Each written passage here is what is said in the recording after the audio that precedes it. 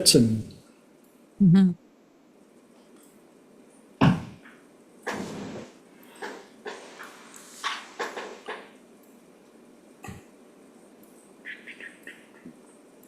Lenore, I keep getting feeds from you every day. You're lighting the internet on fire, girl. You. Yay. hey, and we are live and running and all of the above, and it is raining and thunder and lightning, and the sun's still out. Welcome to Texas. Right on. It is time for Triple T, Talk Time with TJ, and I'm TJ. So, in case you're watching this for the first time, my name is TJ Zebel. I like to call myself a professional problem solver, which I always follow up with, no, I don't know everything. I just have a unique way of asking lots of questions. And I've surrounded myself with an amazing tribe that I can... Wow, that knocked out the power for just a bit. That was fun. Cool. Well, we're going to stay on the air as long as we can tonight. So if we pop off, I'll get on back on as soon as I can. Should be a fun night. Mercury's in retrograde. I won't talk about the rest of the planets. But back to the introduction. Yes, we are also hopefully live on YouTube still. So, hi, Mom. And sorry I forgot to say goodbye last time. Love you. And what else? I got a large clap of thunder to introduce my website. Yes, even the universe is supporting me. The website is thetswb.com, the tall, skinny white boy. I got to clarify that now because I made the mistake of looking it up on the internet. And you guys don't have to because I already have. And the other stuff is not stuff you want to read about anyway. So, tall, skinny white boy, I've been that for many years. Did you guys hear that? Cool. All right. Well, that's what we're dealing with here out in Texas. What else we got? I've got a free 30-minute consultation, and that is your opportunity to invest 30 minutes of your time with 30 minutes of my time to chit-chat about anything that I could possibly help you with. I get the privilege of helping people with depression, anxiety, phobias, PTSD, relationship challenges, business challenges. I offer corporate consulting. I work with athletes from beginner all the way up to the professional level. Also have specialty classes for hospitality servers, for real estate agents, for photographers, for models. Yes, I'm that guy. Kind of like the Rolodex of... So, what else we got? Time to introduce the tie of the week. Yes, I've had a different tie for every week. And this time coming to you with Mickey. Mickey. You really have had a different tie every single week. This is amazing. Oh, and I still got plenty to go. Yes, I'm that person. Okay.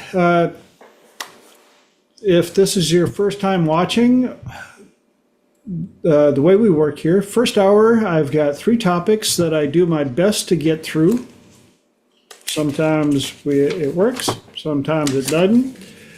And second hour is open platform, open mic to anybody that's on the call. So please join us. You don't even have to know how to spell NLP. We are open to anybody. That way we can get the questions. And I used to say there aren't any dumb questions. There are. But you got to work really hard, and you got to be way out of context to be a dumb question here. So you're pretty safe. Other than that, anybody got anything they would like to share from the last 7 days since we were here? Any celebrations, ahas, epiphanies? I've had lots. I'm just super excited. Totally different perspective since Friday, but super whirlwind. So I'm very excited about it. Awesome. Yes, Very cool. very. And we had some color consults going on before we got rolling. We might get some more information on that later on from the amazing Miss Holly. Am I missing anything, or is it time to jump in? Mark, was that the signal to shut up and get on with the topics? Time to soar. Time to soar. All right. Well, tonight's topics are trust, healing solidarity, and personal executive recruiter. Whee! Well, trust. Everybody's heard it. Everybody's thought about it. Everybody's at this point most likely had trust broken or violated at some point in their time, in their life, from somebody. Relationships, of course, we all had that fun. If you had siblings, you learned all about trust. If you went to school, you learned all about trust. If you were in a relationship, all about trust, especially those first ones. And so we can talk about them, but the one that I brought this up for, of course, again, from a client. How do you deal with trusting yourself? The person that you are with the most for your entire life, before you're born and who knows how many lifetimes after, and how many lies do we end up telling ourselves on the daily? And I've had a number of people that, well, I just, I know my intentions, And it can be just the simple ones like, I'm just going to hit the snooze one more time.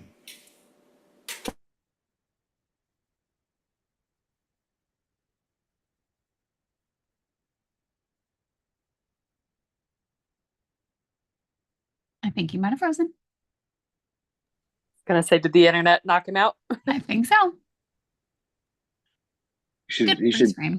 he should screen shot that All right. thoughtful.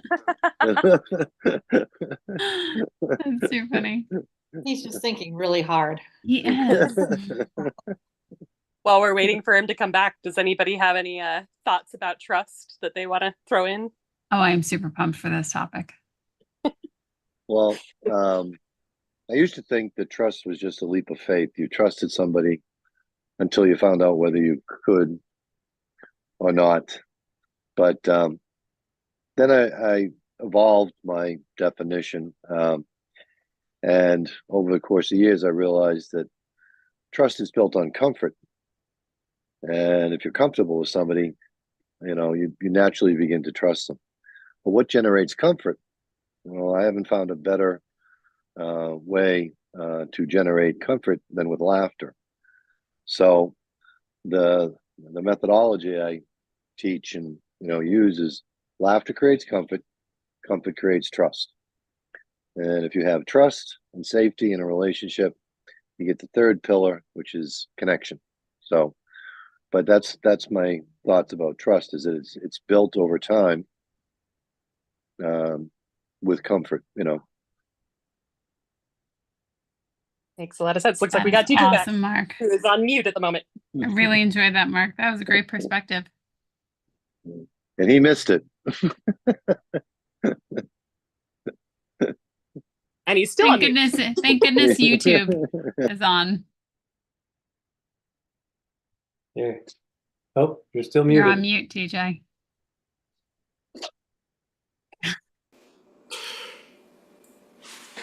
Can you hear me now? We can hear you now.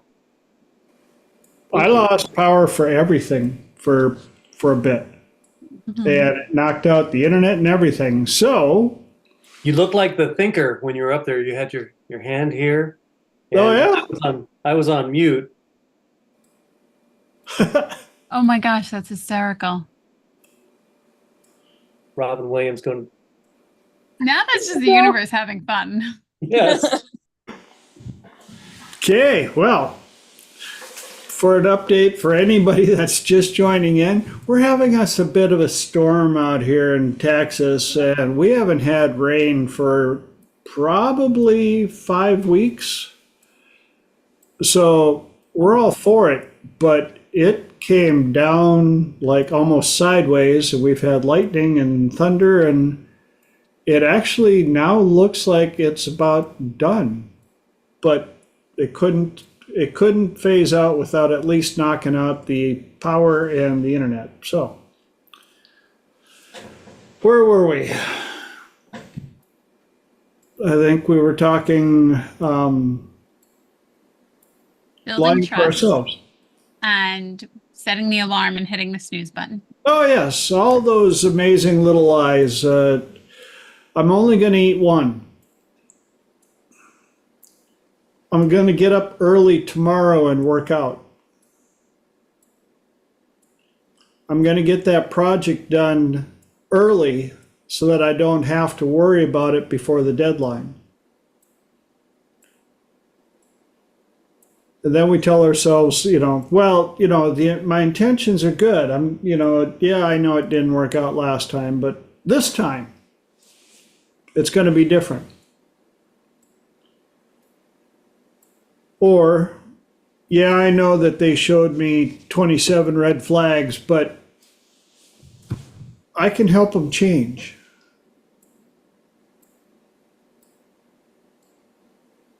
Who's lying to who? And it gets to a point where, like with the client that I was working with, when we went in and started talking to some of the younger personalities inside, guess who had a trust issue?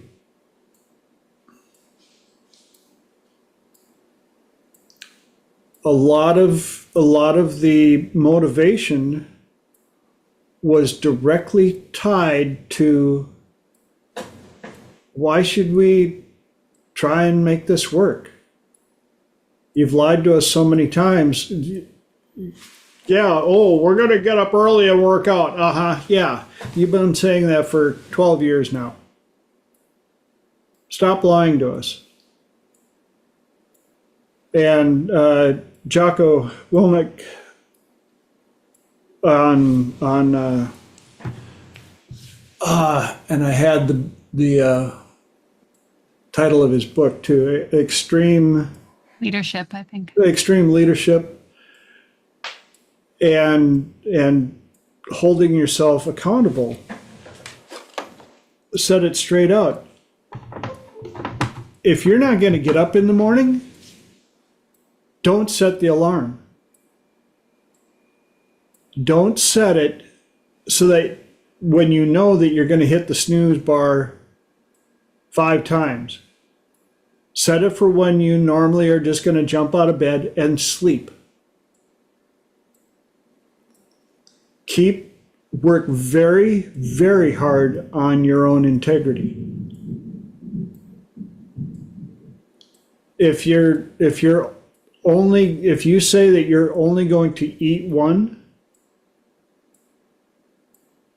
then grab a bowl and put one in the bowl and put the rest of it back in the pantry.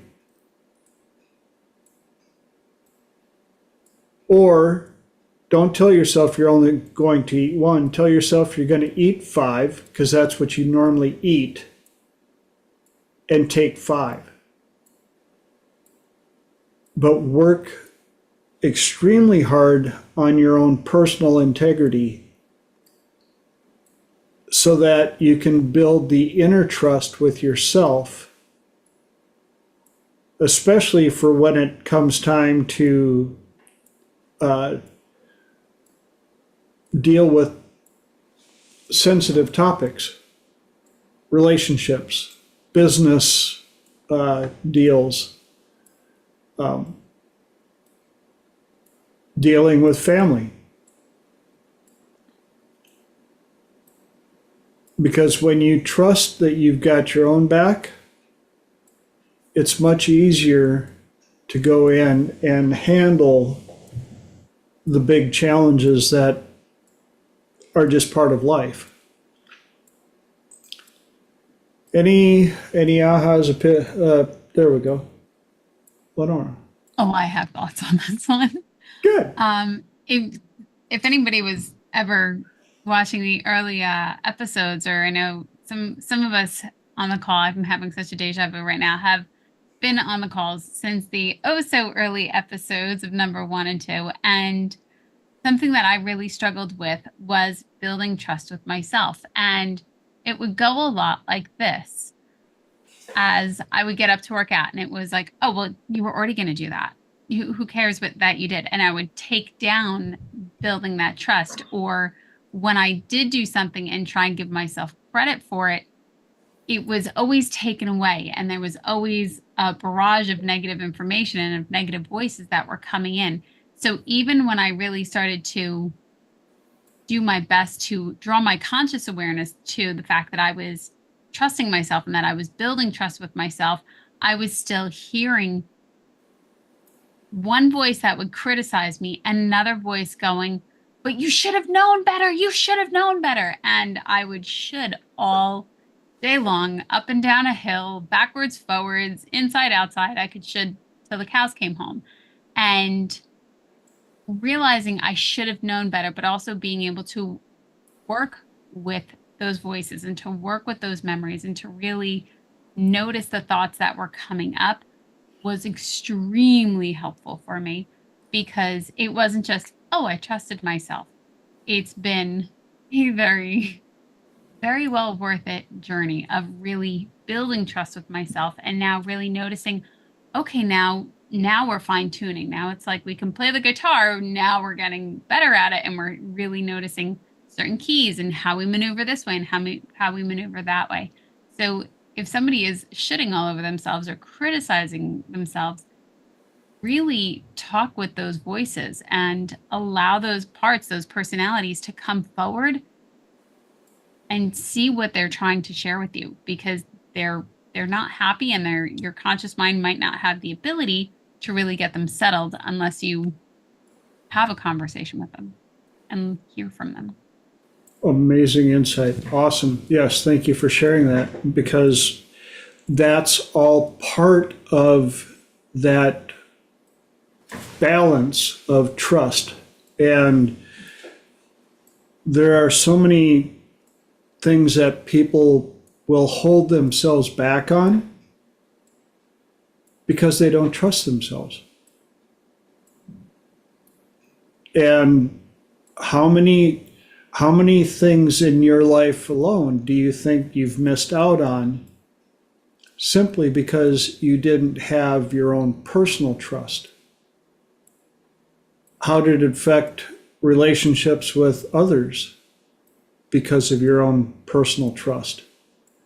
And a lot of times people mistake, well, I just don't trust them. Well, you barely know them.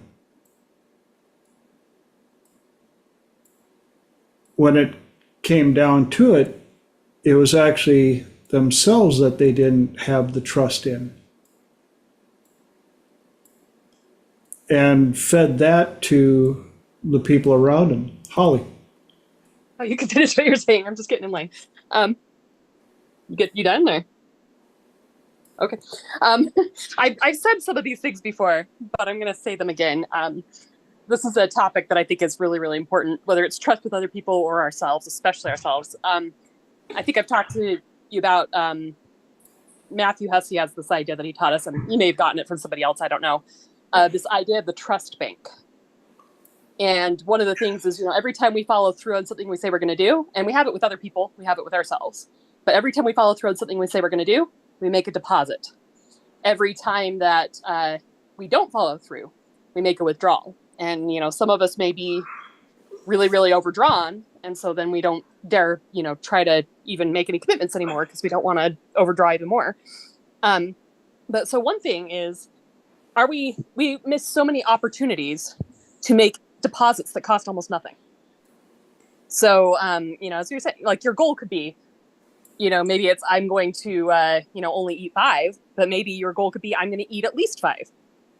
If that's, what you want to do. Now, I'm not saying that that's necessarily what you want to do, but, or it could just be, hey, I plan to walk from my car into the house with my groceries. Okay. And by promising yourself, you're actually taking the time to see how many little things we discount throughout the day that we follow through on that we think are no big deal. And so one thing is, so number one, make sure that you're taking advantage of the little things and not discounting them and making those, because if you don't actually make the effort to say, yes, I followed through, you don't make the deposit, even though you did follow through. So then another thing is also looking at times when you think you made a withdrawal, when maybe you really made a deposit. So this kind of would be first of all, when possible, make your goals efforts-based, not results-based. Because often we'll go in, we'll put the effort in, so we did follow through, but because we didn't get the result, instead of making a deposit, we make a withdrawal. And I think that we can actually, this is my personal opinion, I think we can actually retroactively go to things that should have been deposits that we turned into withdrawals and reframe them back into deposits. So even if we didn't make the goal efforts-based, we made it results-based, that old saying, there's no failure, only feedback. If we go back and say, okay, what did I learn from this? And then say, oh, I went back and turned, actually tell yourself, I turned this into a deposit. I got something of value out of it. So it counts as a deposit, not a withdrawal. Now you have to actually tell yourself that. But if you go back and say, okay, what I learned is, I took on something that was way too big. So next time I'm going to take on something a little bit smaller. Or what I learned about myself is I don't shop well when I'm hungry. So next time I'm going to go to the grocery store when I'm full. It might be some little thing that you learned, but it isn't little. It's a lot bigger than you realize. So use those as a chance to do deposits. And then the other thing that that comes to my mind, I talked before about what I call the overachiever-underachiever achiever cycle. So the overachiever doesn't accomplish anything. The overachiever just sets out to accomplish everything and then gives up when they drop all the balls, basically. Now, I don't really mean they don't accomplish anything. They do accomplish some things. But what I've noticed, at least in my life, is my overachiever comes in and overestimates the amount of time I have, the amount of energy I have, the skill set that I have, everything. And it makes these goals that seem achievable to my overachiever, but aren't actually achievable. So, tomorrow, I haven't been to the gym for 6 years, but tomorrow I'm going to go in and I'm going to run a marathon, maybe not quite that extreme, but you get the picture. So what happens is I make all these goals in my overachiever, go out and don't meet any of them because they literally weren't possible. They were overestimating my energy. They were overestimating my health. They were overestimating my time. They were overestimating my money. And then when I fail, I beat myself up and I don't have trust in myself. And so then I go into what I call the underachiever. And that's my biggest worry is when we don't have that trust with ourselves, we go into our underachiever and say, well, then if I don't ever make any goals, I can't ever fail. If I don't ever make any goals, I won't ever lose trust with myself. I won't ever have to take anything out of that trust bank because, I'm only going to make goals that I can 100% meet. And so, anyway, so yes, it's good to make goals that are effort-based that we know we can meet. It's good to make little goals. It's good, all that sort of thing. But at times we are going to overestimate our abilities. And we need to turn that into not I failed, but at least I made the goal. At least I did something. And what can I learn from this? Rather than I'm not ever going to make a goal again, because if I make a goal again, I might not follow through and then I might take something out of my trust bank and I can't ever ever put myself in a position where I might be losing something from my trust bank. That's not a healthy place to be either. So, like I said, the only way to get out of the overachiever-underachiever cycle, I believe, is to go into what I call the achiever mindset, where the first thing is we make smaller goals. We take, tiny bites out of the elephant or the shark or whatever thing that you're trying to eat.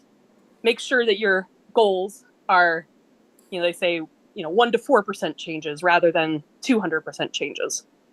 And then the other thing is taking that attitude of, if I made the goal, the fact that I made the goal is going to count as a positive, even if I did nothing. I learned something about myself. I wanted to do something, I didn't do it. I now have data from 2 months of not doing it. Now I can sift through that data and find out what is it that made me not do something that I actually wanted to do. So anyway, my 2 cents.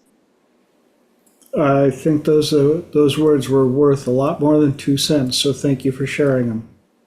Great stuff. Lenora. I completely agree. Very great stuff. And Holly, whenever you say so many beautiful golden pieces that I don't always remember them. So when you repeat yourself, I'm like, oh, that's right. She did say that. I couldn't even tell her what episode she said that, but she did say that. And it's so great. So thank you for sharing that. I wanted to piggyback off of that, especially with underachiever, overachiever, achiever, and putting stuff in the bank.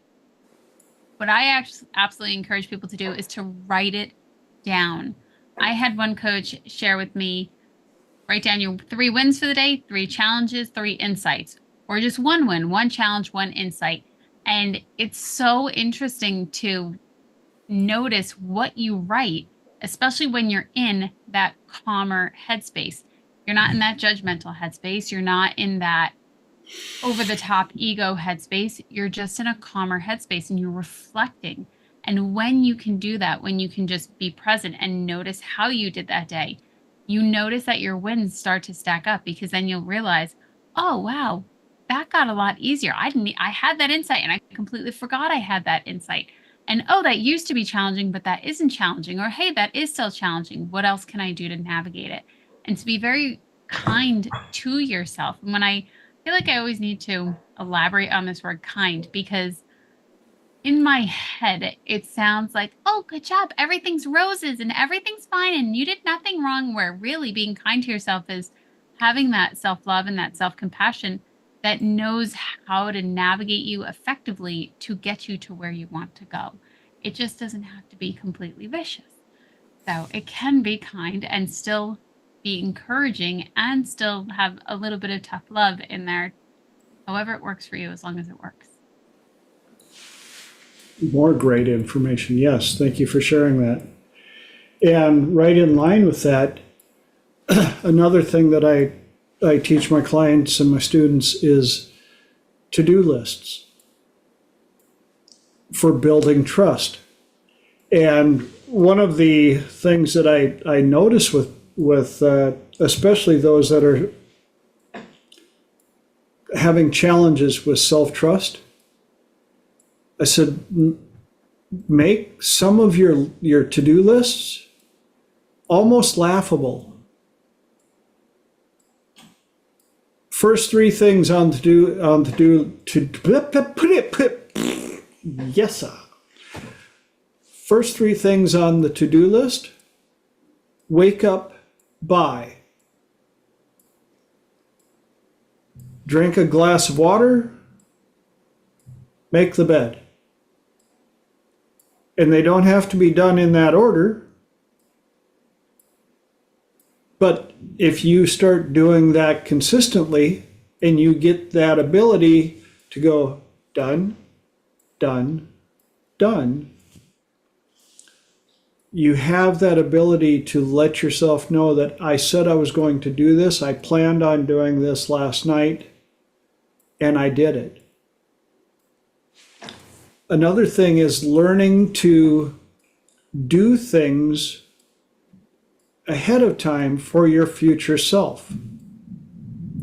If you're a coffee drinker, before you go to bed, set out your cup, set out the coffee maker, set out your spoon, so that when you wake up in the morning, you have that thing to look forward to. You walk in the kitchen, you're like, oh, well, thank you. Past self. And there are so many different little nuances that can be put into building personal trust. Yes, Michael, set out your clothes, plan for success. And you can even put in there, take time to read or repeat your questioning affirmations. Have that time set aside as one of your goals. It doesn't take much, but all these little things stack up in the same way that all the little things that chipped away from your trust worked in the opposite direction. Lenora. I was on with a client a couple of weeks ago, and I have yet to create a reel about this, but I absolutely loved this phrase. Plan for catastrophic success. And it's right up there with extreme leadership or extreme ownership, especially paired with such a word.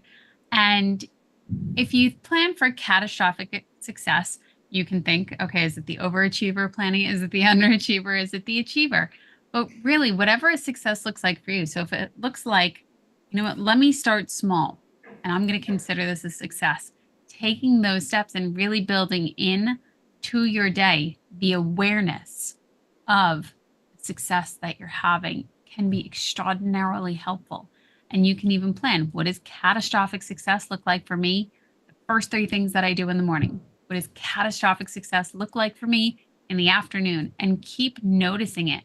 And this is something that I really didn't understand when I first started learning all about this wonderful world of personal growth and all the ways that you can help yourself, is that this is what nobody's telling you. It takes the small steps. It takes the ongoing repetition. And, you know, we kind of look at people from these movies or these great leaders and these great speakers, and Bob Proctor is coming to mind, or Alan Watts is coming to mind, or, you know, so many people, and they'll say it, but they don't convey it in the right way. I feel like it just, you almost look at them and you're like, sure, it's easy for you because you didn't see them struggle. And I have several coaches who have shared with me their very personal experience.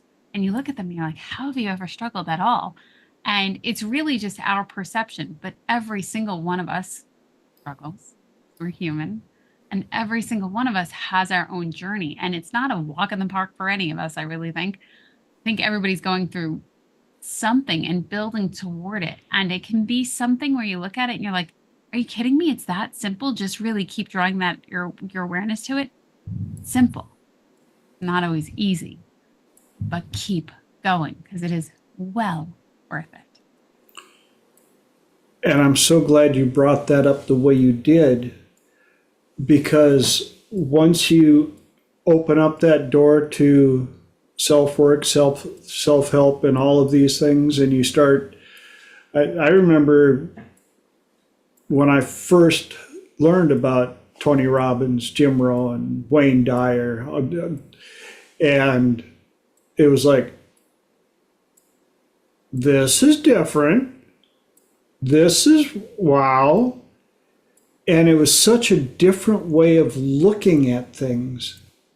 Because, you know, what's Wayne Dyer say? When you change the way you look at things, the things you look at change. Such a simple play on words until you understand it going, things look really different now. Can it be that simple? Yes. And can it be that complicated? Yes. It is the most complicated, simple way of doing things. And the only reason I think it's complicated is because the vast majority of the world tells us how to do it the wrong way. Here, let's show you how to complicate everything and make you feel like an absolute loser because you didn't figure it out the very first time. Woo! And that's why I wanted to bring this up again, is before you can give trust, you have to learn how to trust yourself. Can't pour water out of an empty glass. Because the words that you will say will be just as empty as the glass that you're trying to serve them with. Any other inputs, ahas on that before we try to make sure we can maybe fit in 3? Holly, Trying to make this fast. I just had this thought too that take your when it comes time. to when it comes to trust, you can't really trust somebody who hasn't listened to you and doesn't understand. And I think that comes to ourselves too. Like, have we given ourselves time to actually understand what's going on and really listen to our needs and that sort of thing? Mm-hmm. No, and you're absolutely right with that. Is, yay, Phil. Good to see you, brother. But yes, you do have to make it a priority, and it can be an absolute full-on learning process, including an unlearning process. Too many people have learned how to be hard on themselves, be sarcastic to themselves, be oh, that perfectionism sets in. What a disease that is. That's why I teach all my students and clients the phrase of, instead of perfection, pursue excellence. Because perfection is unattainable, drive you nuts. Soon as you think you've done it perfectly, some schmuck will come along and go, well, if you would have done it this way, it would have been even better, so it's not perfect.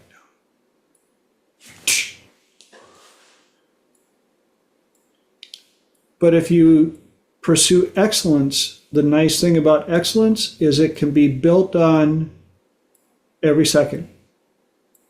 You did it this way. That was excellent. And then I did it this way. That's even more excellent. And then I found out I could do it this way. That's even more excellent. Then somebody told me I could do it this way and do it even faster. Even more excellent. There's no ending to excellence. And there's a no achieving perfection. So build the most excellent trust you can in yourself so that you can go out and share that trust easily with others.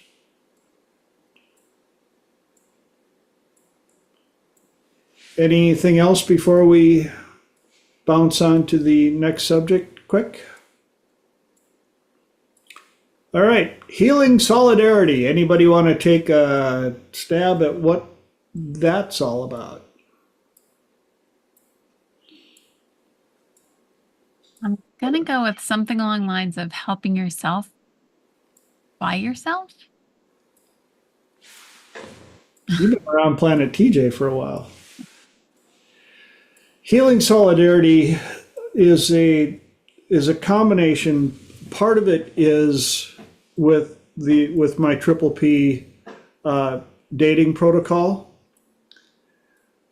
One of my relationship clients that I adore to bits and pieces, but has been a bit of a challenge sometimes.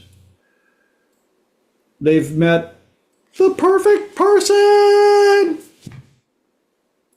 3 of them so far in a year, even though I told them about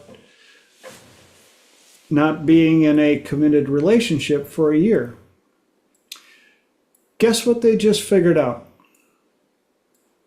Oh, I need some time by myself to figure out what I want, to figure out who I am, but I'm still going to go out with people, just no sex and no relationships. Oh. Gosh, that sounds kind of like what I told you a while back. Well, I know, but it just hit me. I'm like, I know. Sometimes you have to hear something 72,000 times, and then you say it one time by yourself, and you're like, oh, what a grand idea I came up with.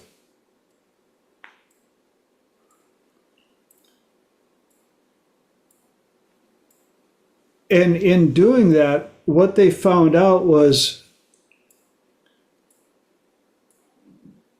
the self-talk they had when they were home alone. They're empty nesters, divorced, and they realized it's been a while since they had to figure out how to enjoy a piece of property by themselves. And as such, the silence was almost deafening at times, even with the radio on. And when we dug deeper, it was an insecurity of their younger self, who had grown quite accustomed to having people around, even though a lot of the recent people were quite toxic. And yes, you can, what was it, last week or week before when we talked about, I think it was toxic love.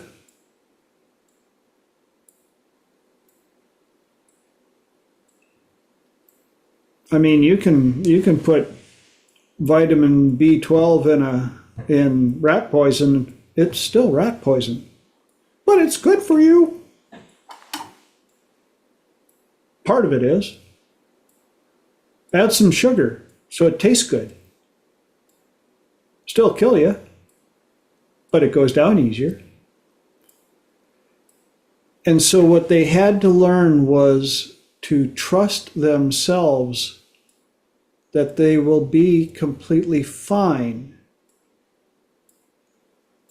by themselves, single, long enough to readjust, reevaluate their values and criteria.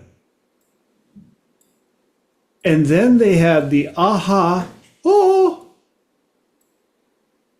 maybe I can go out a whole lot on a bunch of dates that aren't dates with friends who are going to stay friends and not lovers. So, yeah, pretty much triple P right to a T. Yeah, that's kind of what I've been describing for a while. Yeah, you're catching on.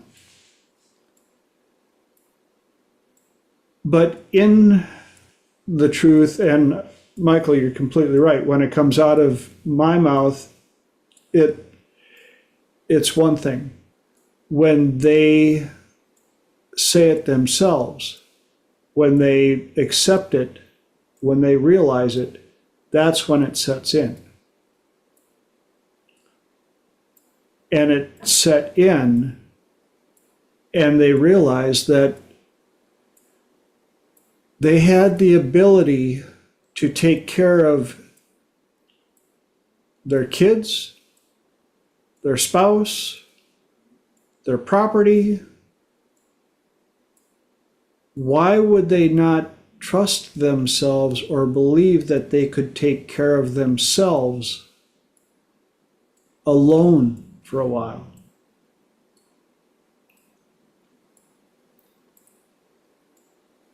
And so the breakthrough was huge.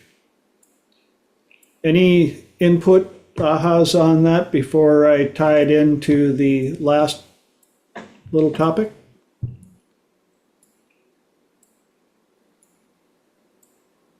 Lenora. I love that there was that they had that insight and that observation, and that they were able to be vulnerable enough and really allow themselves to notice it. A lot of the time, it can be extremely hard, and people will just say, I don't know, I don't know. But as you really drill down and keep asking the questions as to why it's not okay, the answer in time will hopefully reveal itself. But that's wonderful that she was able to notice that. Yeah. And they had to go through quite a bit, because each one of the relationships that were the best so far this year were better. They stepped up each time. And they finally realized that the lesson they had to learn was, don't fall into the relationship right away. Make them part of your tribe. Go out with lots of friends, meet new friends, and meet them for something to eat or something to drink or an activity. And while you're out on the activity, embrace with that new friend that both of you should be finding more friends to bring to the tribe, so that both of you are on a quest. And then all of a sudden there's 4 of you out doing stuff on a quest to bring in more people to the tribe.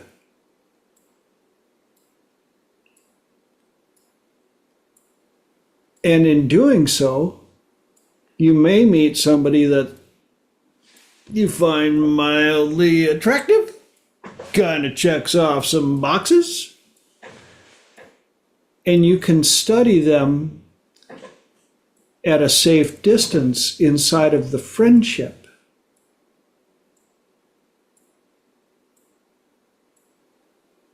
And after a year, you got a better idea of whether or not they're a king or queen, or a 10 or 9 or a 5 or a 4. And I've talked about this enough. Is a 6 worth keeping in the kingdom? Yes. Every kingdom needs street sweepers and handyman and plumbers and electricians and cooks and all the above. There will only be one king or one queen. Build your tribe with intention.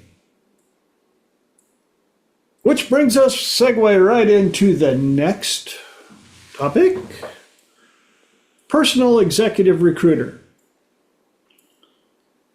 My wife is an executive recruiter for government positions and hires for all sorts of positions: police chief, city managers, water district, all of those types of things. And her ability to interview and take notes and know what the city is looking for and what their qualifications need to be and all the above. And so with the client that I was talking about earlier, I said, wouldn't it be interesting if you were your own personal executive recruiter for a position so important that it's supposed to last for the rest of your life, hopefully. Single position. How much time would you interview before you let that person have the keys to the city?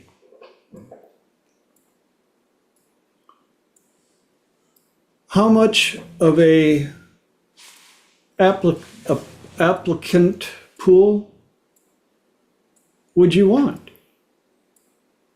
I mean, for some of the positions that my wife is interviewing for, they're going through 30, 40 people for one position. My client gave the keys to the city, one applicant at a time. Hi, you're kind of cute, eh? And then found out that they weren't exactly qualified for the position. They were close. Best one so far. So far. And they finally caught on. You were interviewing, but you were interviewing after you gave them the position.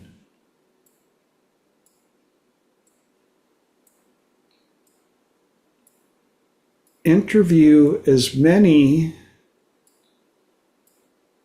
potential applicants as possible. Learn to ask the questions that matter to you.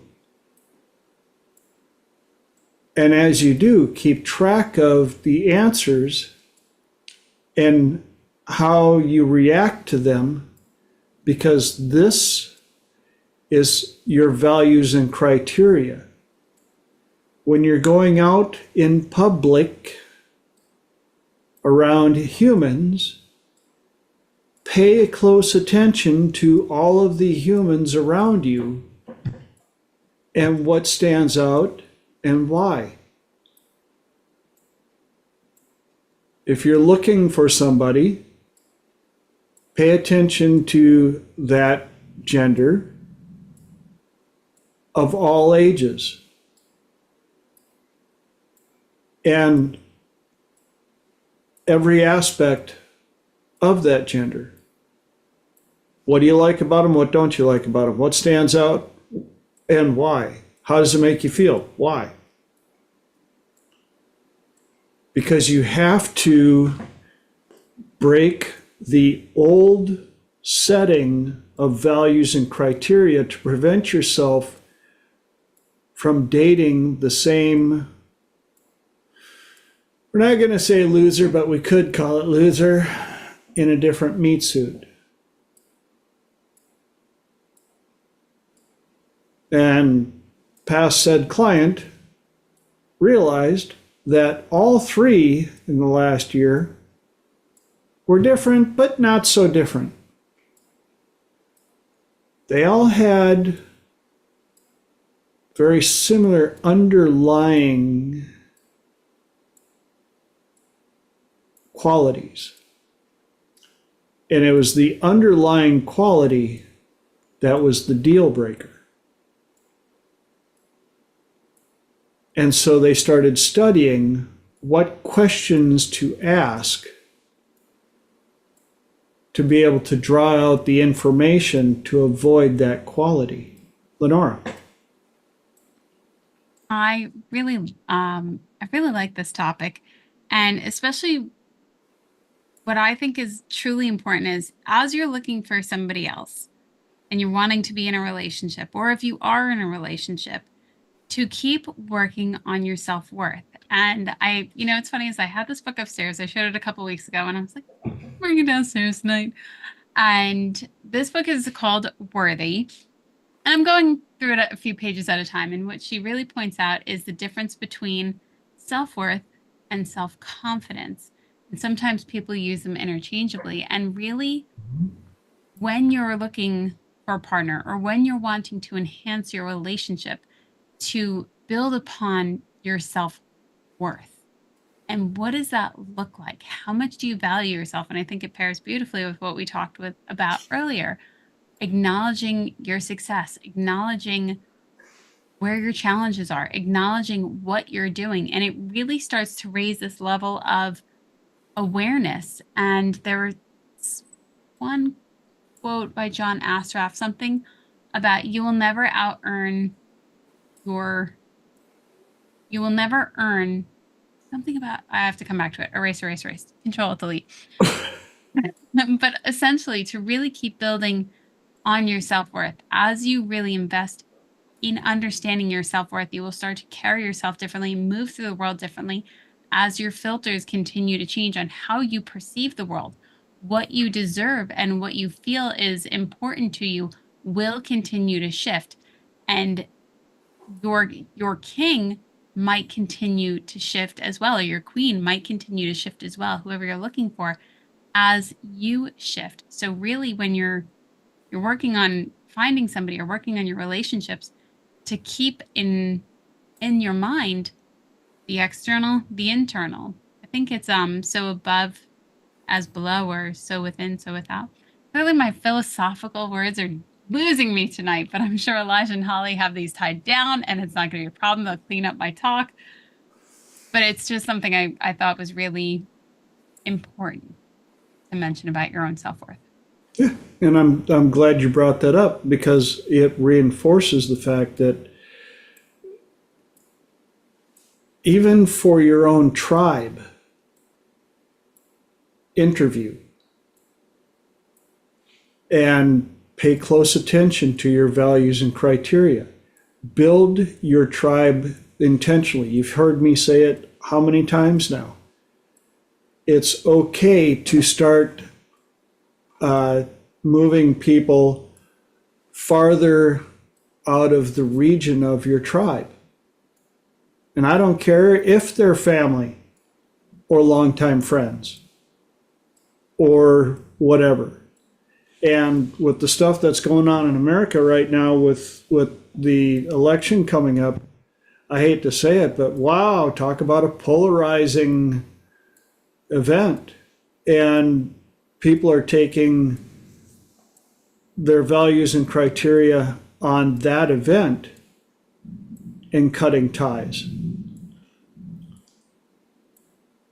And sometimes it warrants it, but whether it warrants it or not, that can open up a new opening in your tribe.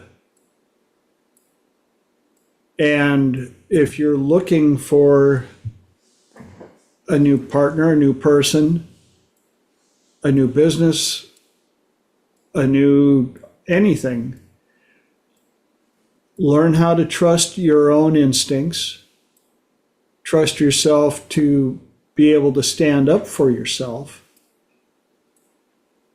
Take the time to spend some time alone and do your homework on yourself, but also on your list of what's important to you, what your values and criteria are, why they're that, and what you will allow and what you won't allow. And make sure that you're drawing from a large enough applicant pool to draw in decent enough people. That's why one of the things that I liked when Darren Hardy was talking about doing his list for the woman that he wanted to be his wife. And the amount of information that he wrote down, he said, blew him away. Because the more he got into it, the more he read it, the more he wrote down. And then he turned around and read that list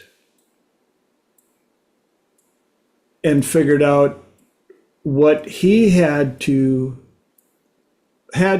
you can say got to, whatever, change about himself to attract that caliber of person. And he said it was to the point where he knew where she hung out, what she did for fun, where she shopped, what kind of vehicle she would drive. Because he had written down so much of it. And there were a few things about himself that he realized she would not find attractive, or a plus. And then he had to go back and look at his list and decide which of those personality traits were the ones that wouldn't agree with it. Were they important? Were they more important to him to have than it was for him to change who he was to attract that person? Does that make sense?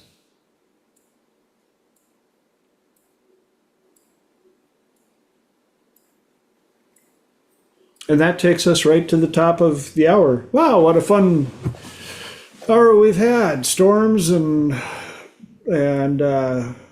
lightning and video dropout and internet dropout and all sorts of fun stuff. So, what do we got for hour number 2? And for those of you that are watching for the first time, watching the recording for the first time, as I said earlier, hour number 2 is open platform, open mic for anybody on the call to bring up their own topics or questions. And everybody on the call gets to answer first, because I also like to learn. So who's going to start us off with a topic or a question? Mark. This question occurred to me earlier today, and I thought this would be a good one to bring up. If the people on the call, if we hadn't found that path and followed that path that we're all following in this tribe, what do you think your lives might look like? What do you think you'd be? There's some philosophy. Let's play. Who's got an answer?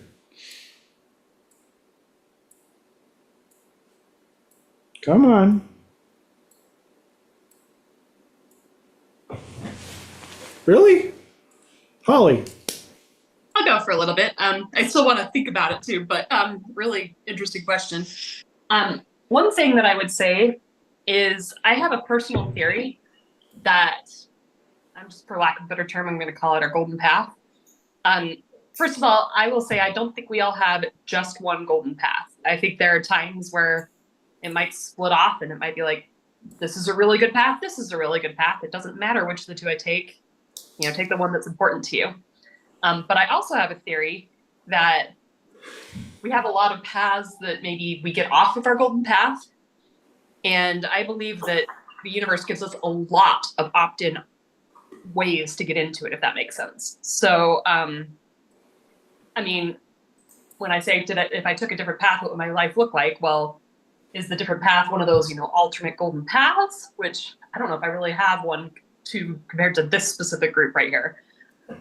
Or would it have been a not my golden path? So that's kind of what comes more into my mind is, what if I'd gotten off my golden path and I did something that seems fun, but not as fulfilling, not as suited to my talents, whatever. My personal theory is I would have been given lots of different options to opt into this path. So there's a decent chance, I wouldn't be the same person. Maybe I wouldn't have been on this path as long, for example. But I kind of have a feeling that I would somehow have found my way here, no matter what path I had taken, even if I hadn't taken up the first option. Now, it might be, like I said, I might not be quite the same person. I might not have had certain life experiences yet. I might not have known certain people as well as I know them if I'd taken that path later. But I guess kind of like one of the thoughts that comes to my mind is I watch a lot of people move houses. And the number of times people try to move somewhere other than where they end up, it doesn't matter what's going on. They cannot move the wrong place, it seems like sometimes. Now, I'm sure you can if you really push through. But like they offer way more than asking price and, do all this other stuff and they can't get it. And then they offer where they're supposed to be a little bit less than asking price and in a market where everything's overpriced and all of a sudden they do get in. So just the number of ways that I've seen the universe play the chess pieces, the timing might vary a little bit. You might occasionally have somebody that's supposed to be somewhere that doesn't end up there or didn't learn a lesson, so they're not ready for it yet. But I don't know. things just seem to work out from what I've seen. I could be completely off on that, but that's just kind of my gut reaction to begin with. No, that was a cool answer. Good insights. Who else has a little story of where they think they might be if they didn't pick here?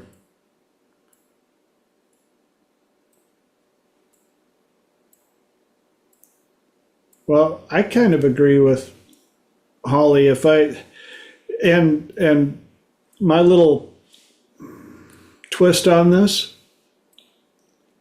is, if I look back, you guys have heard this before, the silver thread that brought me here goes so far back to probably me being 17, because it was small town bartending that made me think that I should take hotel restaurant property management, that led me to intern in Yellowstone to meet John Kellen, to end up back in Alexandria and do a whole bunch of other things, and then end up out in San Diego and meet up with John again after a hiatus that introduced me to an invite-only travel club, that introduced me to Dr. David, that introduced me to you all.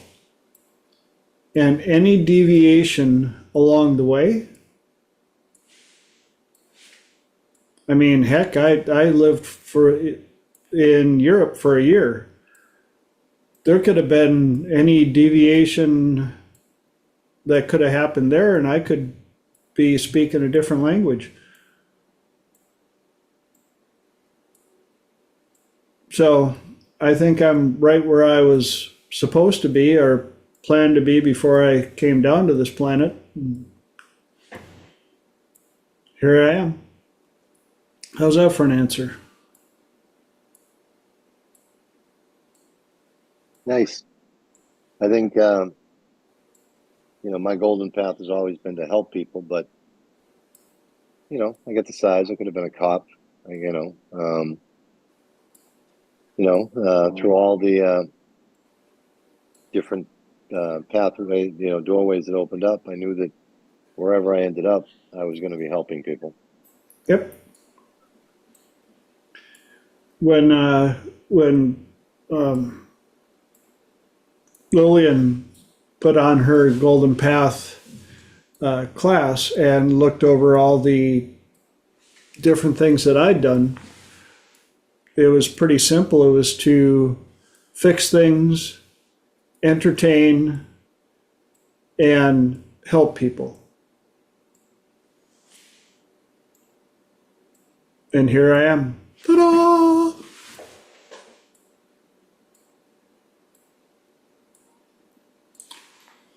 Anybody else?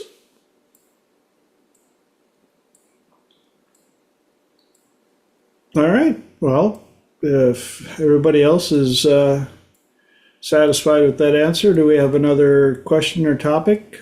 I know we do. I know we got lots of them. Come on.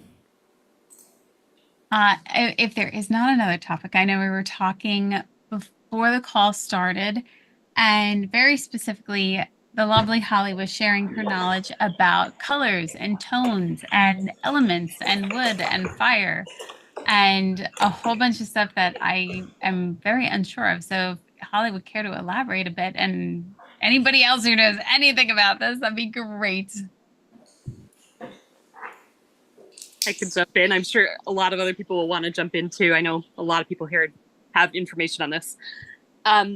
So just to kind of give an overview of where, I'm sure this goes back further, and I don't know how much of this was it was rediscovered versus it was handed down from person to person.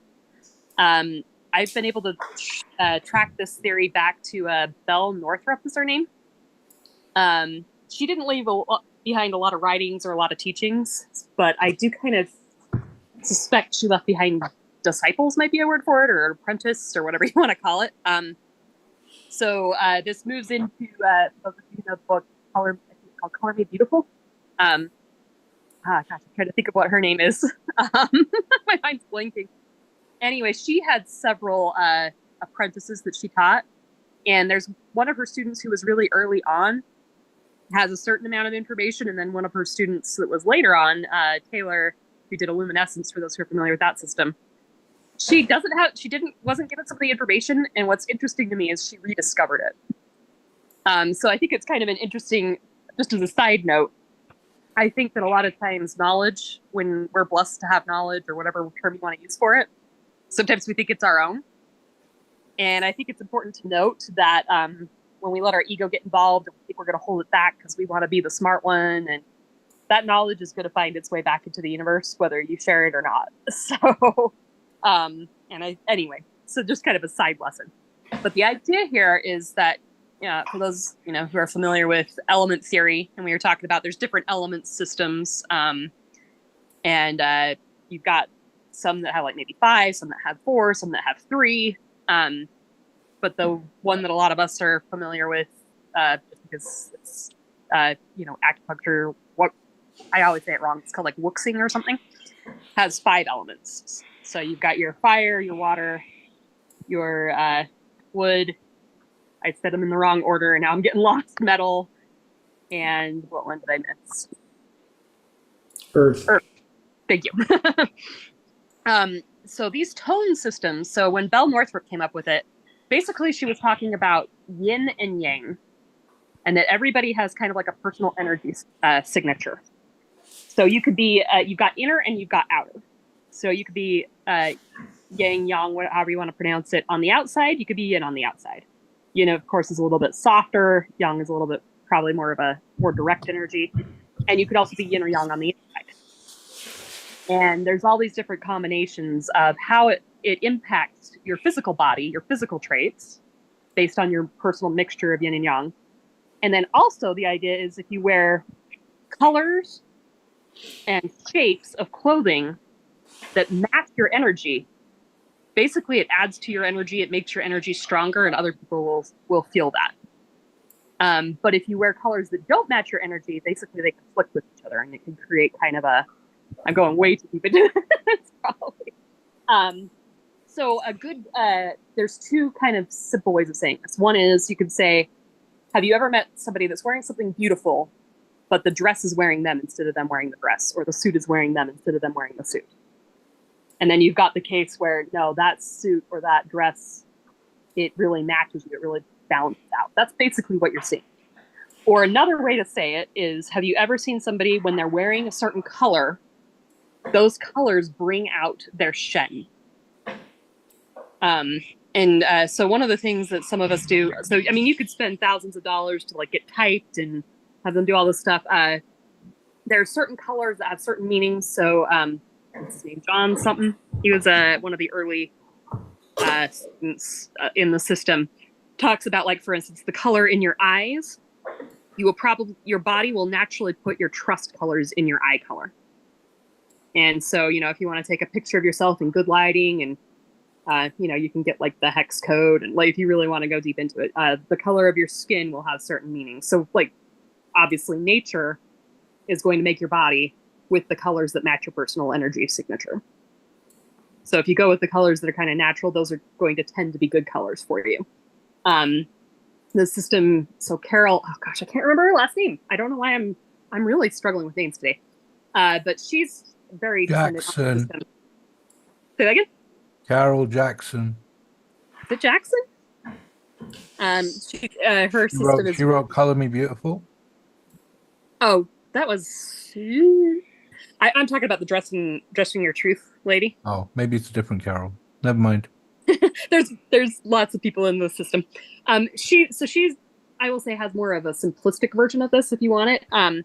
So she basically, anyway, so they gave you 4 tones, and I would say tone 1 is fire energy, tone 2 is water energy, tone 3 is wood energy, tone 4 is metal energy. And so they've got shapes and they've got colors. And as we were discussing before the call, you can have the exact same color but put it in a different shape, a different style, it looks like a different color. So that's one thing to consider with that. But if, you know, leaving that, so like tone ones, the fire energy, they're very bubbly people, very soft, very bright, very animated. So they're going to want to wear your tints you tend to be colors, you know, that really soft, really girly girl kind of look. And like I said, you know, men can have this energy too, but I'm just trying to come up with stereotypes that help understand it. Tone twos are your water energies. So you want stuff that's flowing, a lot of kind of gray base to the look. And tone threes are your wood energy. They like to have a lot of like geometric patterns, very angles in it. Their colors tend to be more of like your brownish kind of base to it. And then you've got your tone fours or your metallic energy. They're very symmetrical. They're very they're the only ones that can really wear your jewel tones. So they're the only ones that can wear like a dark black or a really white and have it look good. But the thing is, all you have to do is change every color just a little bit, and every tone can wear every color. It's just making sure you wear the right version of that color with the right shapes. So like, for instance, tone ones, you know, like I said, they love their pastel colors, their tints, their, you know, lighter colors. Also their shapes are like circles and stars and hearts, kind of. If you got some of those colors in the shape of their clothing, it's going to look really good. Where, you know, with a tone two, if you've got, like I said, a very long, very flowy, but you also want it to have like S shapes, S curves a lot, or ovals, or kind of like teardrop shapes. So, but like, for instance, if you're looking for white, you know, there's pure white that looks good on the jewel tone, but if you add a little bit of like just a hint of kind of grayish to that white, to the point that it still looks white, but it's just more of a grayish kind of white, that might look better on your tone two, for example. So anyway, I know I'm going a lot into it, but that's just kind of your overview. You can go into like the different personalities of how to determine your tone, how to determine your type, and everybody has everything. So you're going to have one that predominates, one that's your secondary. And if you pick from those and if you really want to know your tone, there's a lot of other ways to do it, but a really good way, just get a really tone one outfit, a really tone two outfit, a really tone three outfit, a really tone four outfit, and have a few people look at you and just say, which outfit are you wearing? Which outfit is wearing you? Or which outfit brings out your shen? So, and I know other people probably know these systems, so I'll let them chime in too. You actually should teach a class on that yourself, Holly. You're well versed. Although the funny thing is, out of the 8 people at least that I know that have taken Luminosity and all of the other classes, including Dr. David and Dr. Don, none of them seem to be able to figure out what color I am, what tone I am, what number I am. I'm the chameleon. I will say, knowing TJ, I have some suspicions as to what TJ's tone is. But like I said, what I would always want to do is get those very stereotypical outfits, put them on, and just verify it with my eyes to make sure it matches. But I will say, TJ, you want to hold up your hand for us? So one of the things we were talking about is using your hand. You could determine pretty quickly what the most likely ones are. Put your fingers together, and then just show us the back of your hand. Look how parallel his fingers are. Look how flat his nail beds are. He's just got that perfectly symmetrical. But he kind of also has, so he's got like very tone 4 fingers, but he's also got like tone 3 knuckles.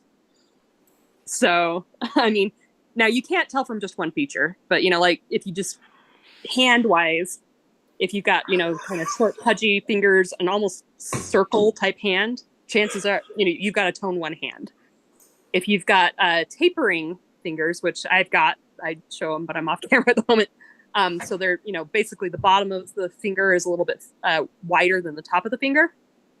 That's a tone 2 trait in your hand. If you've got knuckles that you can really see, especially the extreme version, some people call them old ladies' hands, really knobbly knuckles, that's tone 3. And if you've got really parallel fingers with flat nail beds, that's tone 4.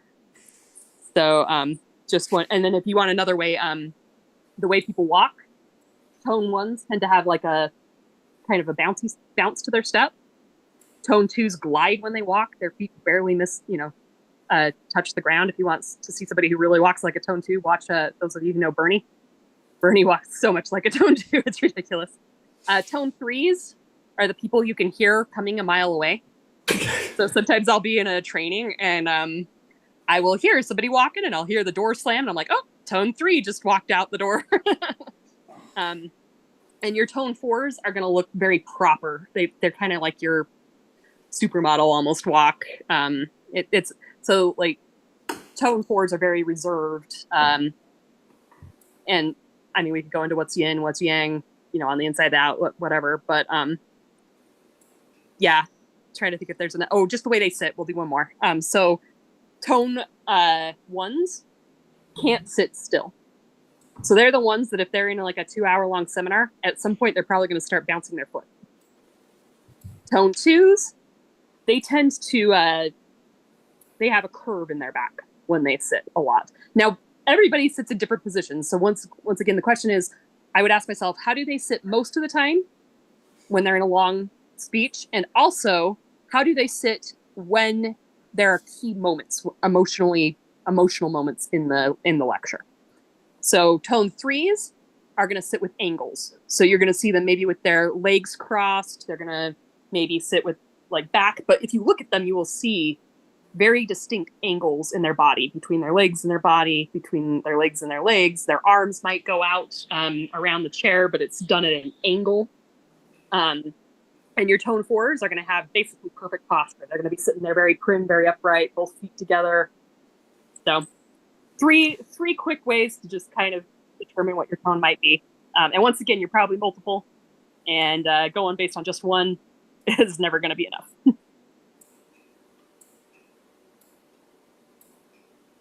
Awesome stuff, Holly. Thank you so much. I had a question come in. Do you think verbal processor folks are tone 3? They never stop making sound? Oh, they're actually, I'm going to have to look it up again. There is a relationship between the tones and, verbal processing, whether you're auditory, kinesthetic, all that. I just don't remember what the relationship is, but it's a very good question. I knew the answer at one point and I completely forgot. Yeah. I mean, there's several other things we could go into. Smile, with the way you doodle, like a bunch of other stuff, but don't want to take up too much time. Cool. Thanks for the quick class. And if any of you out there, whether you're watching the video, watching live on YouTube, if you want to know more about this, excellent supply of information there.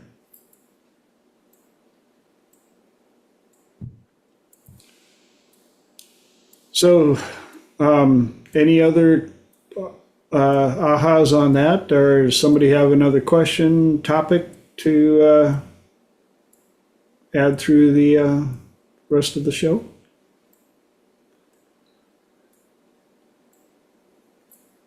Come on, we go through this every week. I know you guys have books full of questions and you're all afraid to ask, so. We like to be respectful. I know. Everybody's waiting. Okay, what do you got? I got one. What are some ways that you find helpful to build your own self-worth? And really noticing, especially because some of us are working very consistently to share with others and to market ourselves in what we do. So how do you like to recognize that you are worth what you are asking for, but also how to share and how to let other people know in such a way that feels good to you? Not, here's what I do, and not, here's what I do. Just one way or some ways that you recognize your own value and your own self-worth. Okay, who's got a answer?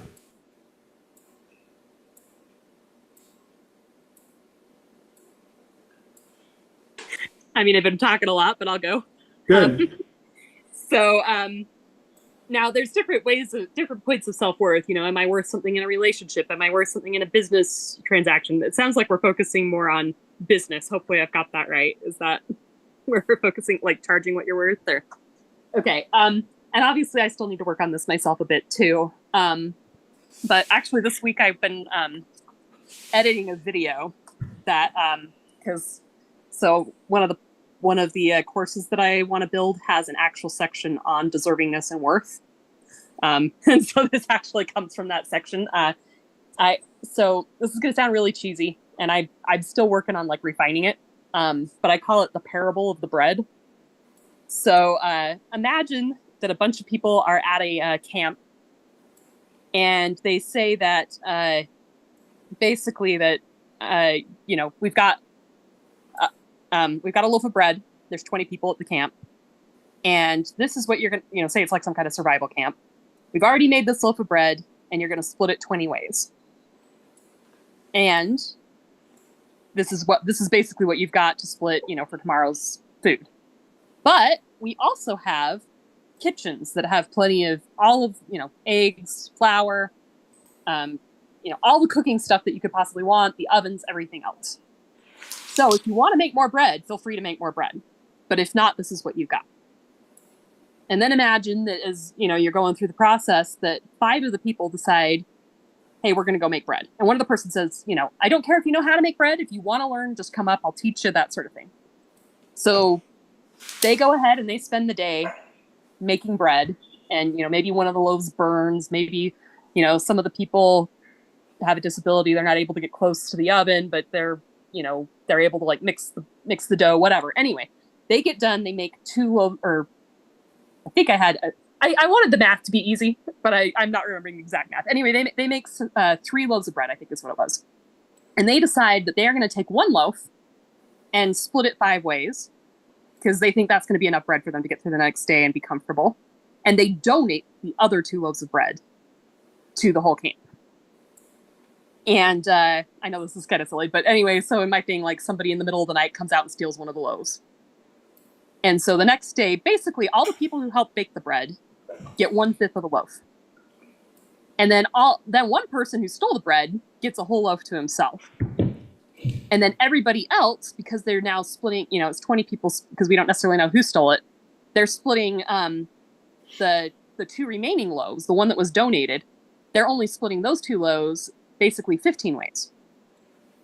So everybody at the end of this is better off because those 5 people decided to make the bread. So the reason I go through this is because, and then what happens is, imagine at the end of this, those 15 people, some of those 15 people are grateful to the people who baked the extra bread. And some of those people are mad at the people who baked the extra bread because they each got 1/5 of a loaf instead of having to split, you know, their share of the 2 remaining loaves. Or they're especially mad at the person who stole the bread. And I know this is very long, but I swear there's a reason I'm telling this. So the point is, when it comes to a lot of times when we're taking the money that we earned, my question is, are you making a lot of money because you're that person in the middle of the night who stole the loaf of bread? In which case, you probably should feel bad about what you're taking because you didn't create any value and you stole value from other people. Or are you one of those 5 people who was, you know, in the kitchen baking bread, and the reason you're getting a piece of, you know, a bigger piece of bread is because you created value. And because you created value, not only are you able to get more, but everybody else at camp, even those who didn't help bake the bread, got more too. Everyone is better off. I think one of the reasons why a lot of times we don't want to, you know, we don't think we deserve anything, we're not worth anything, whatever, is because we're looking at it as though there's one pie, there's one amount of value in the world. And if we take, that means somebody else doesn't get. But the truth is, if we are out there creating value, we are only usually taking a small portion of the value we created, and we're leaving even more value for everyone else in the world. And we shouldn't feel bad at taking a portion of the value we helped create, especially when other people are also getting additional value too. And then I even go, you know, going into a little bit deeper, but sometimes you need to take your portion in order to make the next portion. So, maybe if going to money, I need this money in order to invest in myself, to invest in my skills, to invest in my inventory, to invest in my workers, whatever it may be, because the only way I can create value is investing. Or even at a very simple point, I need this bread so that I can be alive tomorrow and strong enough tomorrow to bake more bread tomorrow. That's one side that I look at it. The other side that I kind of have been looking at, I think I've used this analogy a million times before, but imagine that you're working for an employer, and say you're in a bridal or a wedding planning business, and you're decorating, and all of a sudden you realize that you are out of ice, and they send you to the store with their credit card and say, go buy ice for the wedding. Is there any part of you that feels guilty about the money you spend on the ice in that scenario? And most of us, it's no, because this money, it wasn't mine anyway, and I'm using it for the purpose it was meant for, and it was needed. I'm taking what I've been given to accomplish the assignment I've been given. And going into the Bible has the parable of the talents. Nobody deserves the talents they got. So if you don't know the story, one person got 10, one person got 7. A talent is basically a form of money. And one person got 1. And the person with 10 doubled it and turned it into 10. The person who had 7 doubled it, turned it into, I might have the numbers wrong, but turned it into like 14. And the person who had 1 was so afraid that they didn't deserve this talent and that they weren't going to be good enough to use it, that they buried it in the ground to make sure they didn't lose it and turned it into nothing. And so when the person who gave him, the money came back, he was able to get his interest. So the point is, in that story, nobody deserved the talents they got up front. But they didn't spend the time wondering if they deserved it. They just said, I have it. What's the best thing I can do with it? Knowing that it was lent to them so that they could do good. Mm-hmm. So a lot of times I think that, it's okay for us to take what we deserve and also take what comes to us, what the universe is giving us, because it's giving it to us for a purpose so that we can fulfill a role. And if we don't take what we deserve, deserve's the wrong word. If we don't take what's being given to us, we may not be able to fulfill our purpose. It's being given to us for a reason. And and that can even be, I need to have a vacation so that I'm strong enough tomorrow to do my purpose. So you can indulge in somewhat what might seem like selfish things that aren't really selfish. It's okay to live a life of abundance. It's okay to live a life of, fun and all that stuff, because not only does it make you a better person, you're also usually hiring other people, paying it forward. So, anyway, I know I've been going on and on and on and on, but those are kind of my 2 analogies that I use when I'm trying to think about it.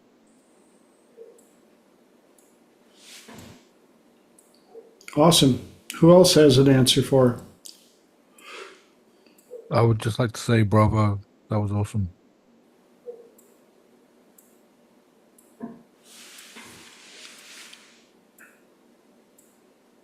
Anybody else got any input? One part that I was going to put in there, when you're trying to figure out what to charge, shop the market. See what the market is willing to handle. And realize that there are people out there paying that. And you don't have to be the bargain person. I've said this a couple of times. 2 identical couches set out by the curb. One says free, one says $100 or best offer. Which one goes first?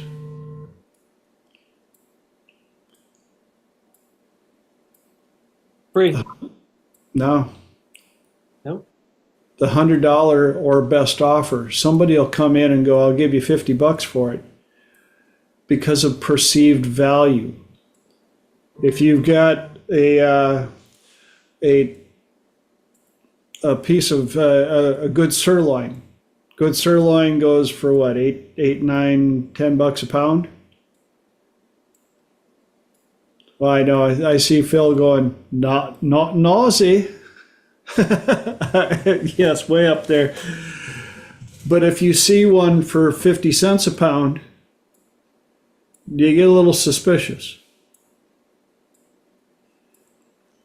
if somebody tells you that it was where it was raised, how it was raised, that it, no antibiotics and grass-fed, blah, blah, blah, blah, blah. And so instead of $9 a pound, this one is $13 a pound.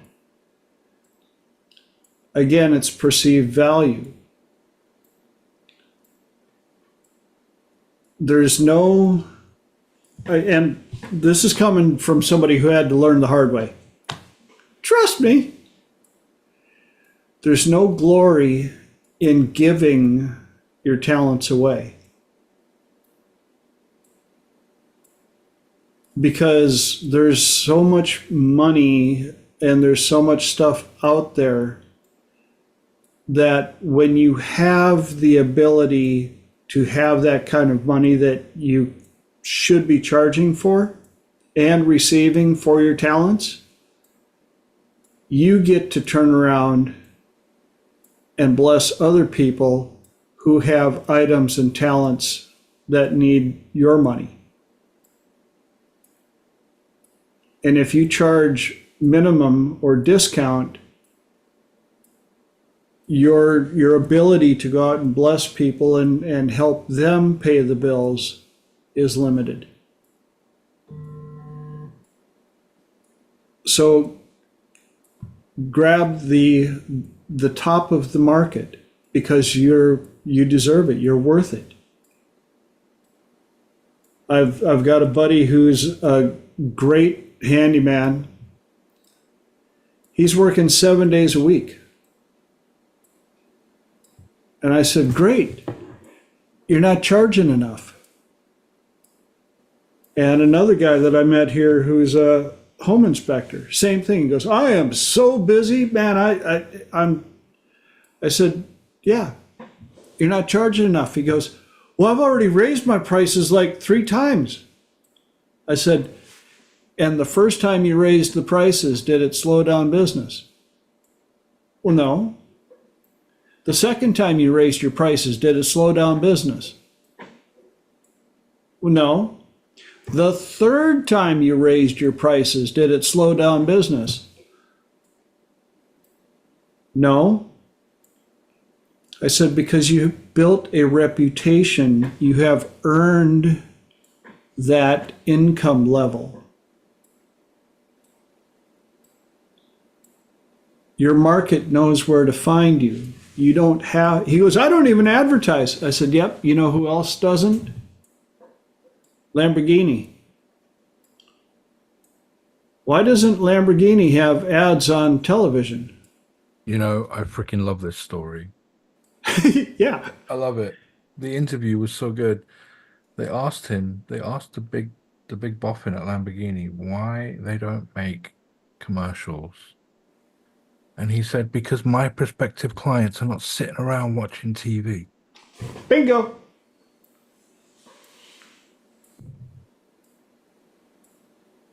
Exactly. When you're that good, seeing the car on the street is advertising enough. When you're that good, the testimonials are advertising enough. When you're that good, word of mouth is advertising enough. Lenora. Something that I had heard a number of years ago, and it really goes with Elijah's background. So Elijah has the 3 brains in his beautiful background. And so we have the head brain, the heart brain, and the gut brain.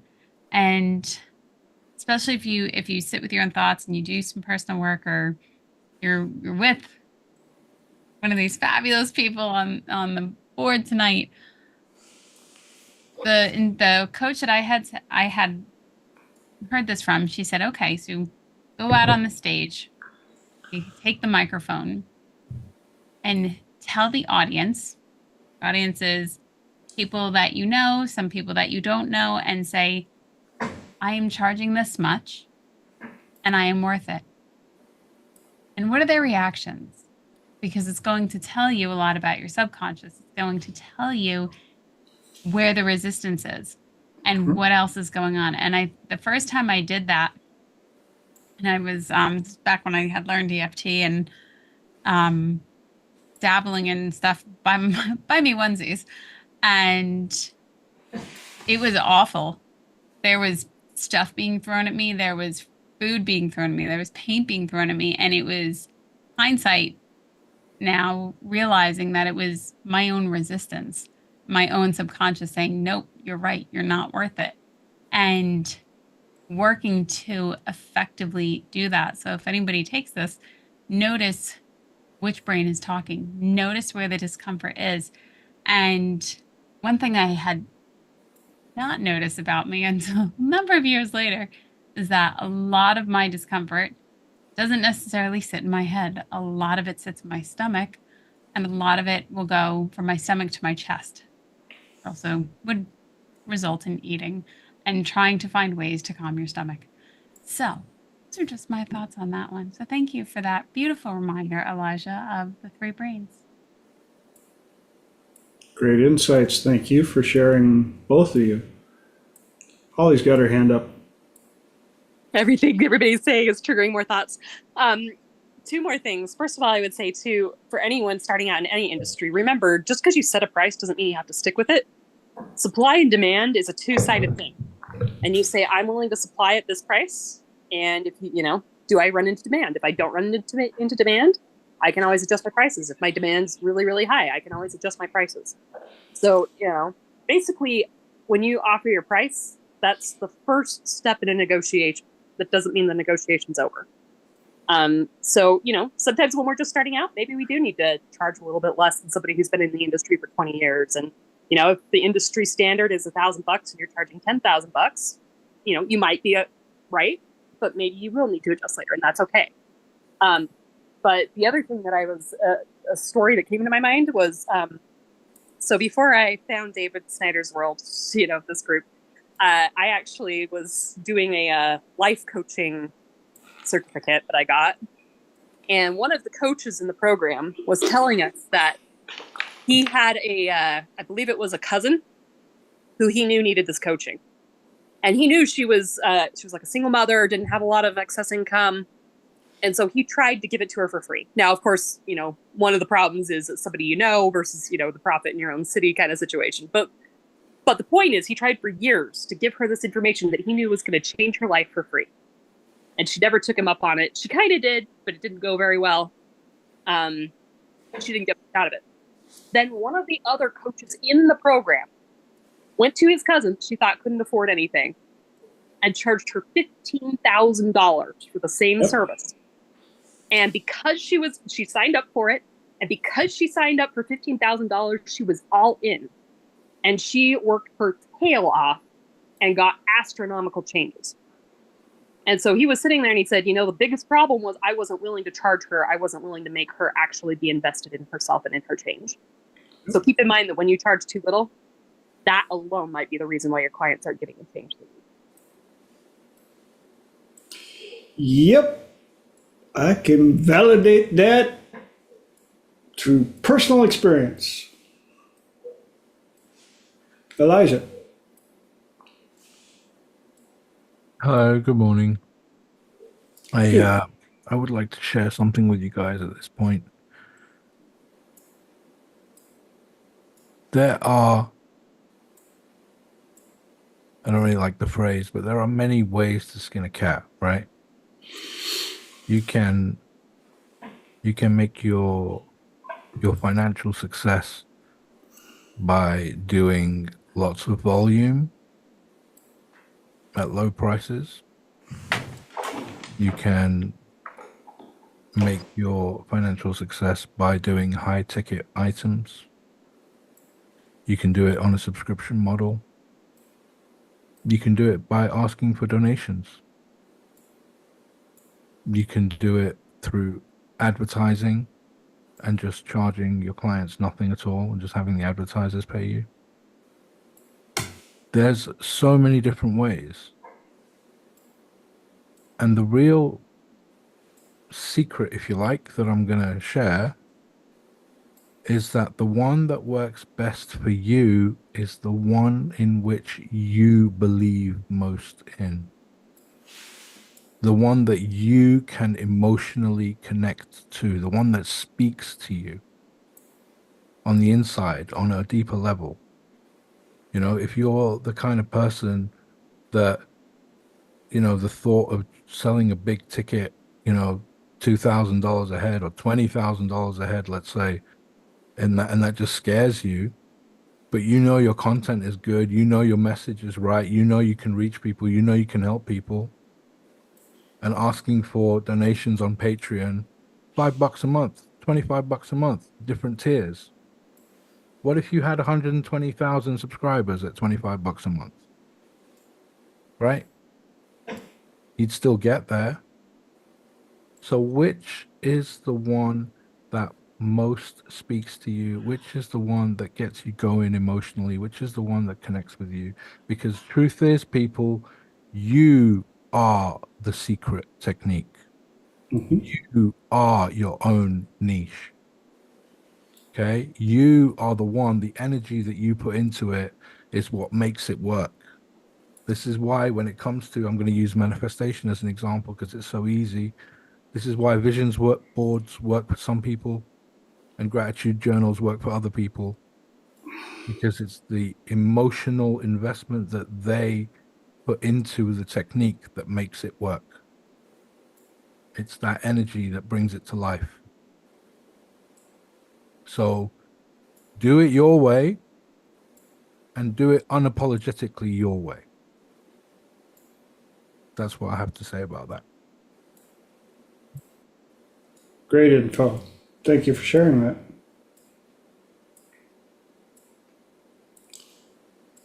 The other thing I want to add to it is I think I can pretty much safely say that the majority of us on this call enjoy helping other people. Part of who we are. It's much easier to help other people when you have the means to do it. And one great bit of information that I got from my good buddy Chuck Gerson, from his father, he said the easiest way to describe business, you get a widget for $1 and you sell it for $2. Because the people who can afford the $2 did the exact same thing. Because out of the $2 is how you feed yourself and you keep the lights on and you do other things, and the more widgets you sell, the more you can buy so you can sell and still keep the lights on, feed yourself, and help others. And when I was working on the college houses, it was interesting to see the mindset of those college-educated youngins, especially those in certain classes. And one of the favorite scenarios I brought up was, if you found, especially for the ladies, if you found a truly authentic Coach purse, the real deal, not a knockoff, what kind of price tag can those things have on them? Anybody want to share? Anybody know what a Coach purse could actually go for on the high end? How much? Depending if you're in the outlet or in the regular, anywhere 200, 300, 400. For a purse, yes. And so I would bring up, if you found a purse that was $400, you knew it was a $400 purse, and it was in a pawn shop or someplace like that for $50. And you knew that a friend of yours was about to buy one, how much would you sell it to them for? Now, this is not your bestie. This is an acquaintance, maybe somebody at work. They're about to go out and buy, and this thing's in brand new, perfect shape. Still has the tag, everything on it, no gunk on the inside, hadn't been used. But you got it for $50. The majority of them said they would sell it for $50.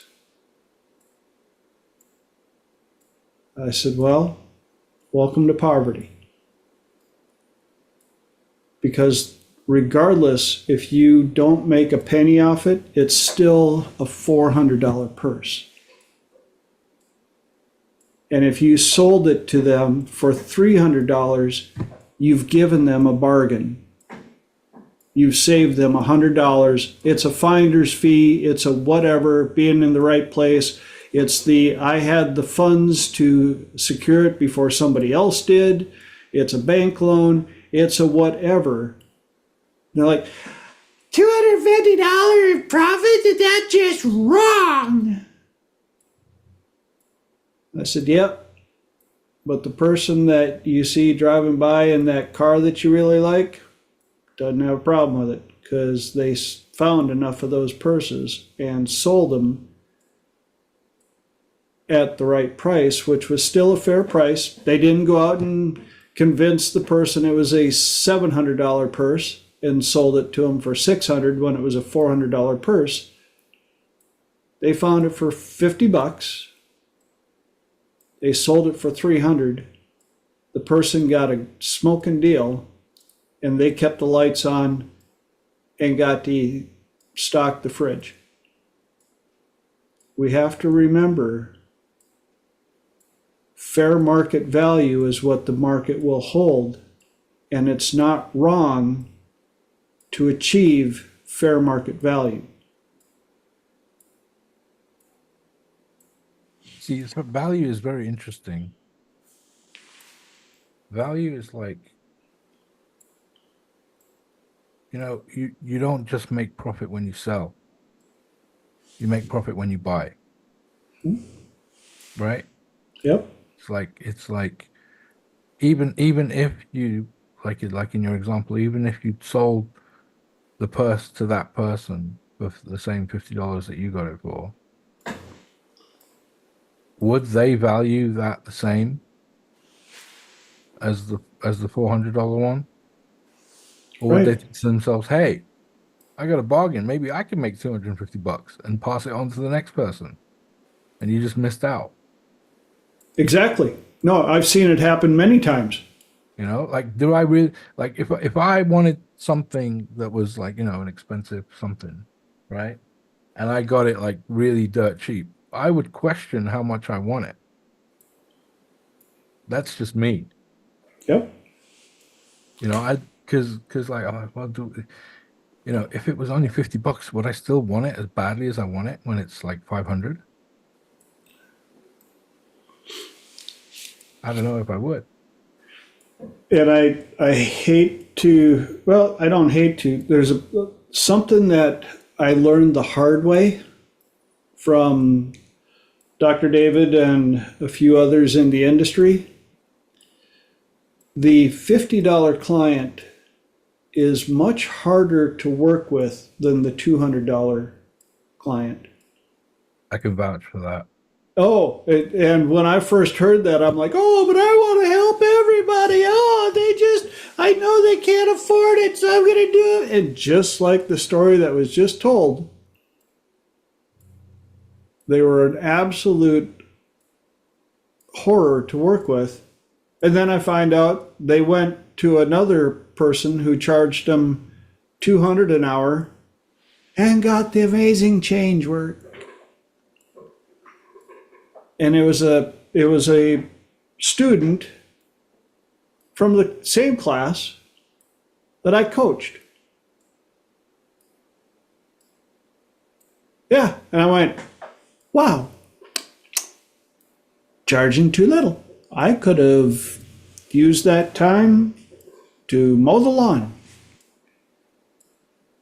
and work a quarter as much with a $200 client who wants to get the work done. Lenora.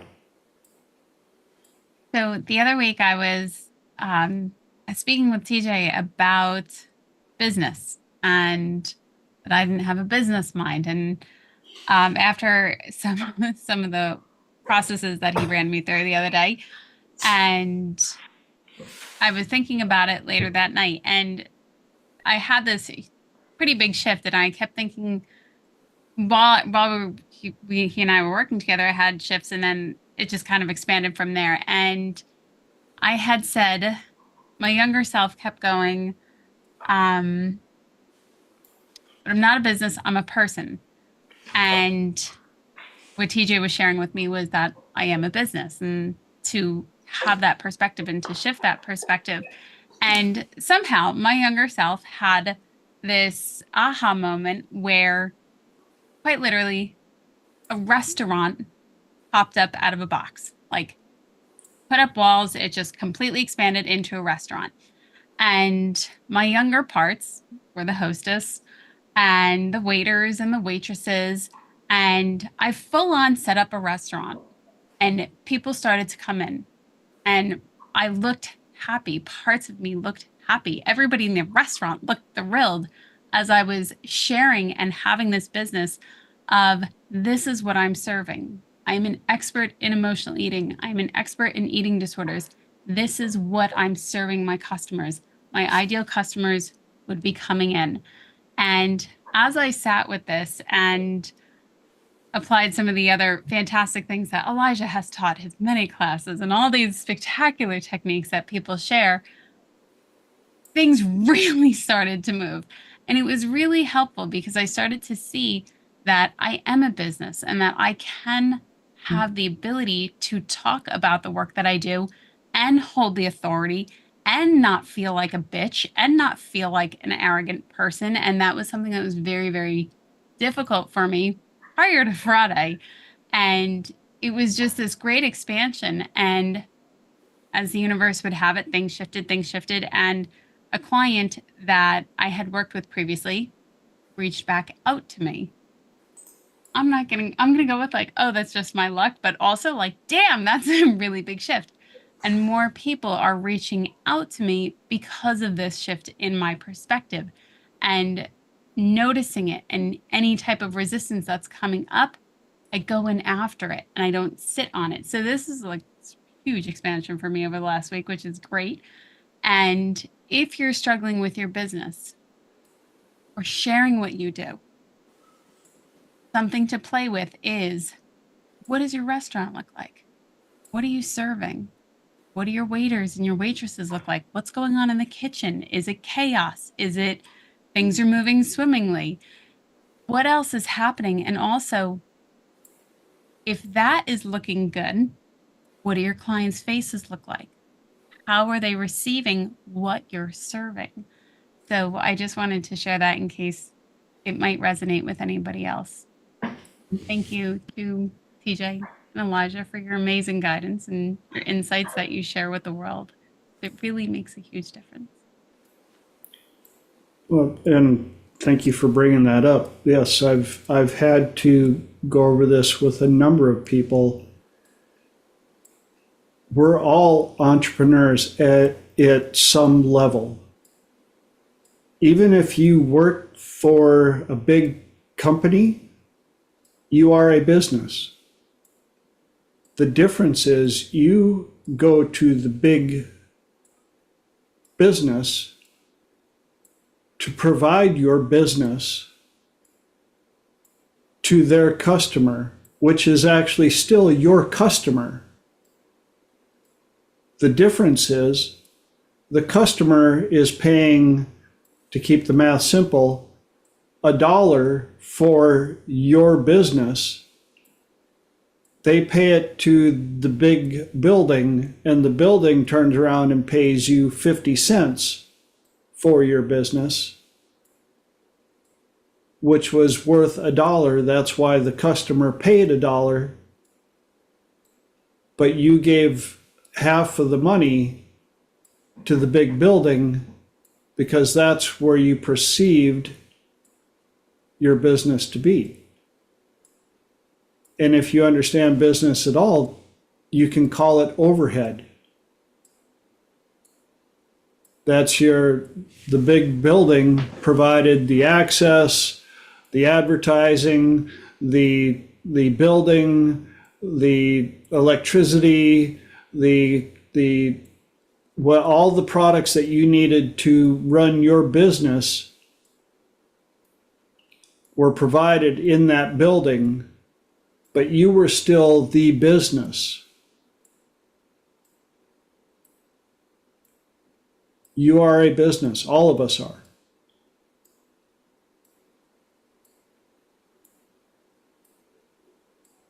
And with that, I got to take this business and call it closing time again. It's amazing how quickly, once we get into some of these deep subjects, time just goes, whee! And we're out of time, so I get to thank you guys for offering up your very precious commodity of time, because I haven't learned how to reproduce it yet. Every week I'll say, the second I figure out how to reproduce time and give it back to you guys, you all are on the first receiving part if you want it.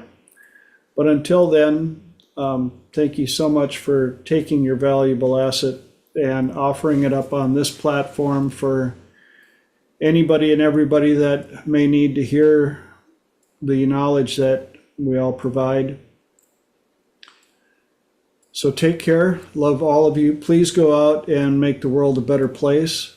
And Mom, Lenora made sure that I said, love ya, because I forgot last week. Whoops. See, my tribe supports me in ways that you have no idea. Love you all. Take care. And go out in the world, make it a better place. Be kind to each other. Bye. Thank you, everyone. Thanks, Thank you, TJ. Thank you.